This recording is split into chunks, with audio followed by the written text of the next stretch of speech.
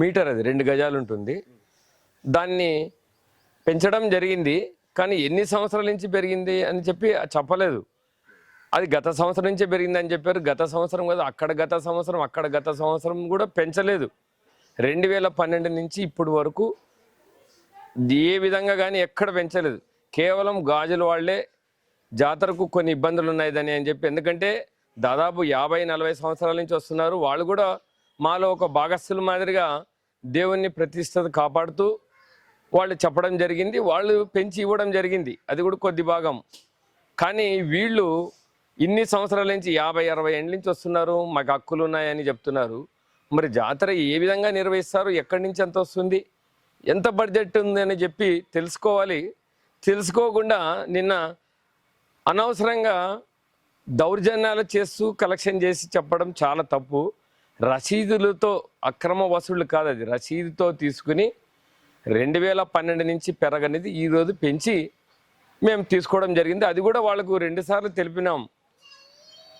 ఈ జాతరకు డిసెంబర్ 25ను కూడా తెలిపాం, రండి మీరు వచ్చి మాట్లాడండి పెంచడం గురించి, ఎందుకంటే చాలా తక్కువ పడుతుంది బడ్జెట్.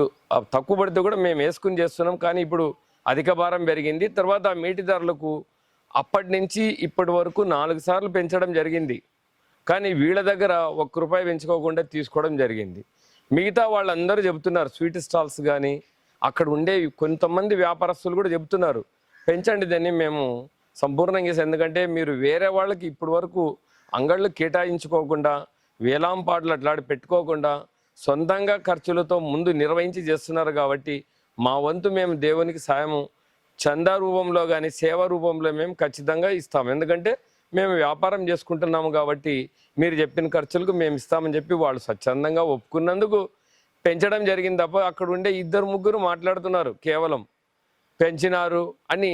1 సంవత్సరం పెంచినారని చెప్పి, నిన్న సంవత్సరం రిసీట్ కాదండి, దాదాపు 12 సంవత్సరాల కింద రిసీట్ తీసుకొస్తే నేను లెక్కలతో సహా వాళ్ళకు నిరూపిస్తాను.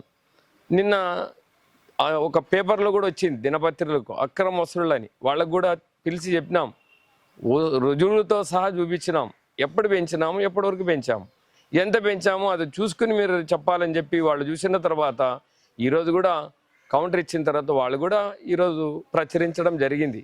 కాబట్టి కొంతమంది కూడగట్టుకుని ఇక్కడ హిందూ ధర్మంగా జరిగే మహాజాతరలో అన్ని విధాల అన్ని మతస్థులు కులమతం అనే భేదం లేకుండా ప్రతి ఒక్కరూ పాల్గొని చేసే పెద్ద పండుగను చెడపాలని కొంతమంది ఉద్దేశంతో వాళ్ళని ప్రేరేపిస్తూ చేశారే తప్ప ఇక్కడ జరిగింది అక్రమ వసూళ్లు కాదు.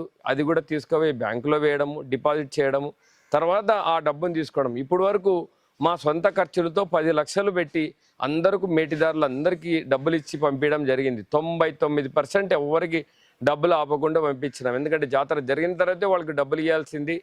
అది బ్రాహ్మణుల సంభావన కానీ మిగతా వాళ్ళ సంభావన కానీ మేటిదారుల సంభావన కానీ అది అప్పటి నుంచి ఇప్పటి వరకు ప్రతీకతగా సాంప్రదాయ పద్ధతుల ప్రకారంగా మేము అదే విధంగా ఇస్తూ అందరికి ఇచ్చి పంపించినాము.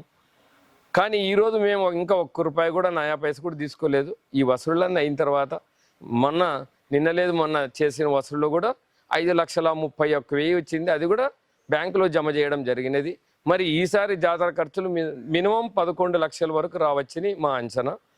ఇదంతా అయిన తర్వాత గాజుల డబ్బులు అవన్నీ అయిన తర్వాత కూడా అది కూడా మీకు పేపర్ వాళ్ళకు, వీడియో వాళ్ళకు, డిజిటల్ మీడియా వరకు ప్రతి ఒక్కరికి తెలియజేస్తాను. ఎందుకంటే ఇది దేవుని తరతరాలు ఇచ్చిన మాకు సాంప్రదాయ ప్రకారంగా వంశస్థులు మేము చేస్తూ ఏ ప్రతీకతను తక్కువ కాకుండా, ఇది ఎగ్జామ్టెడ్ టెంపుల్ అయితే కూడా కుర్ని కులస్థులు ఆరాధ్య దైవమైన నీలకంఠేశ్వర స్వామి మా ఇంటి దేవుడు కాబట్టి మేము నిర్వహిస్తూ వస్తున్నాము. ఈ భారం ఎంతైతే కూడా మేము వేసుకుని చేస్తున్నాము.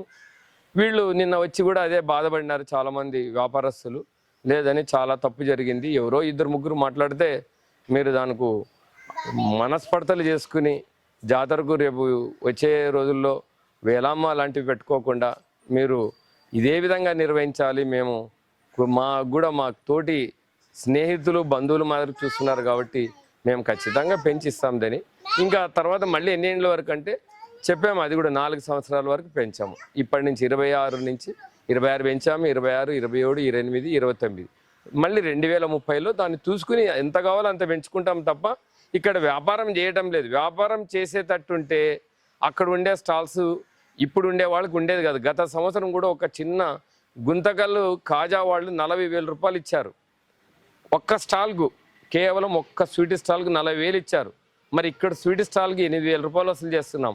ఆ విధంగా మేము కంపేర్ చేసి పెడితే చాలా డబ్బులు వస్తాయి. మేము వ్యాపారం దాన్ని ఆ విధంగా చూసుకోవటం లేదు.